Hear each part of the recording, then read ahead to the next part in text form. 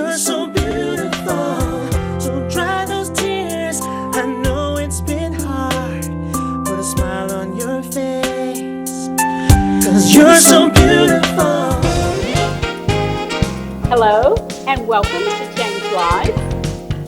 I'm Habiba Chevalier, your host, and we're going to be talking about who's who on Changed Lives, featuring our very special guest, John Smith. Welcome, John. Thank you. Glad to be here. Well, it's a pleasure to have you with us. And in just a minute, we're going to find out all about you. Super. Wonderful. And to my right here, I have my co-host, Ron Jasmine. And it's good to have you here, Ron, I'm sorry. I'm happy to be here, blessed to be here with you once again, and I'm so excited about this special guest who's an icon in Nashville, Tennessee, and All right. over the world. And thank you so much for inviting me back. Well, it's always a pleasure to have you on the show. And we're going to go over here now and talk to John Smith. 20 years experience in promoting industry? Yes. Gee, that is totally awesome. Wow. Wow. Tell us a little bit about who you are, because you're definitely an entrepreneur. Yes, ma'am. Right. Yes, ma'am. And Basically, I started out early. God gave me this special gift of promotion and marketing, and I started out doing parties. parties, Yes, huh? I started out doing parties in high school and went on to college at TSU, and I started doing parties there. And I got involved in concerts and entertainments and the nightclubs and all that scene. In fact, that's basically how I got started. Mm-hmm. So after the first glance, you were able to put the professional tactics to work. Right, Okay, right. that's interesting. Is it something that just came natural to you? It's just I used to get in trouble in high school for passing out flyers in the hallway for events. So it's just something that I always done, and I done it well. But God gave me that special gift, and I retired from the clubs, and I don't do the clubs or anything like that anymore. Basically, right now I have a company called John Smith Marketing, and we're on Murfreesboro Road, and we handle the marketing for a lot of clients. We help them buy their TV time, radio time, and help them with their total public relations. So, John, then you are an opportunist, threading the path to success. I like that, John. Yes, ma'am. So you take And- advantage of the opportunity. Yes. Right. Yes. And you have established yourself in promoting, in a promoting leader, Yes. as a leader in the business industry. Yes, ma'am. All right. And you've been doing this once again, for 20 years. 20 years, but you got to understand my business is not. I have an entertainment end of my business, and I have a more of a corporate part of my business, and I have a travel part of my business. The three companies kind of all So coincide. there are three entities: Yes, ma'am. travel. JSTours.com, Uh-huh.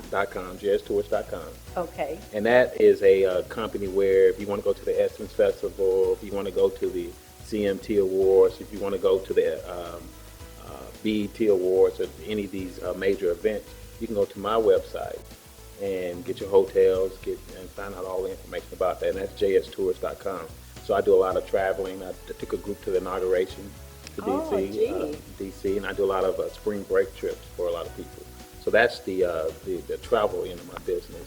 The entertainment end of my business, we put on a lot of events around town and throughout the country. And basically, I put on an event every year called the Music City Hair Battle. It's a big hair show that happens every year. I'm a part of the Soul Food Festival. It's a festival that goes on at the riverfront every year. And then, the Medea play. Basically, anything that happens big in the city, I'm somewhere involved in. You're involved in it. Yes, ma'am. Why is All that? right. Well, I have paid my dues. If I'm not putting the event together myself, the people that are bringing the event to town are told, you need to call John Smith if you want to have a successful event in this city. So you can get the people out. that's my gift. Okay, so the importance of marketing then. I'm hearing you say that that's important. Tell us a little bit about how marketing is so important to be successful. Well, this kind of coincides with the last part of my business, which is John Smith Marketing. And John Smith Marketing works with businesses, churches, restaurants, just all kinds of businesses. And we come up with a marketing plan for that business. Each business has a target market. And we just need to figure out if you have a shoe shop for women, your target market is women. So we need to figure out the best way to get to women. Right. And that might be doing some advertising on television, on the Lifetime channel or the Oxygen channel, because those are women-friendly networks. Just depending on if you have a church or ministry, we need to go after potential parishioners. So we need to go to allow the restaurants, leave flyers out. People are looking for churches, and people are looking for new businesses. But a lot of businesses put all their money into the business, but when it comes time to market their business, they don't have a lot of dollars for that. And I've been running into that a lot. I could see that happening because, well, mainly because they don't know where to go. They don't know that you're out there, John. And that's why you're here Yeah, today. some businesses, Because- like you were saying, don't really realize that it's people out there that they can contact and do a consultation with that will actually sit down and brainstorm with them to figure out these things. Who is your exact target market and the best way to reach them? Tell us about some of the big contracts that you've had with some organizations in Oh. the past. Well, one of my biggest ongoing clients is CeCe Winans. I work with her on the Always Sisters Forever Brothers conference. Okay. They hire me every year to handle the local marketing and the promotions and stuff for that. That's pretty And, big. and I also am the marketing director for Godfather's Pizza. Godfather's Okay. Pizza has stores all over in the Middle Tennessee area. I handle all their marketing. I have clients all over. From the small ones to the big ones. Well, that's exciting. And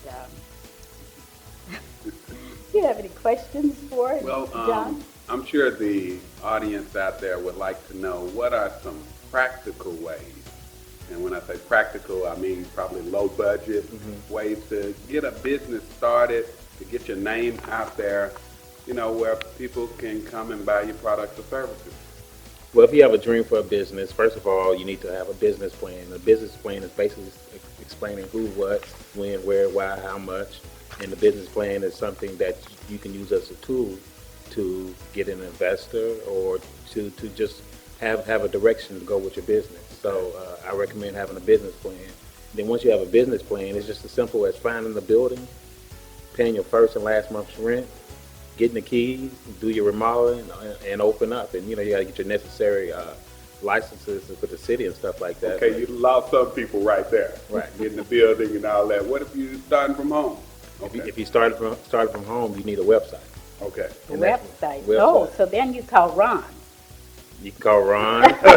You can call me. And that's what we was Oh, collaborating. that's right, John okay. and myself, we have collaborated and we Yes, that's produced what I some was of the getting best to. websites You have around. collaborated Yes. and come together, and that's interesting, as we talked about earlier, on business connections. Right. Yes. We made absolute connection. I saw some of his flyers, heard about him for years, but never really met him. And I gave him a call, and I saw all the things that he was doing, specializing really in just getting people out to events as well as helping businesses to get customers in. And I told him I had been working on the website piece for years, and we kind of collaborated, and we shared information and went from there. All right, that's great.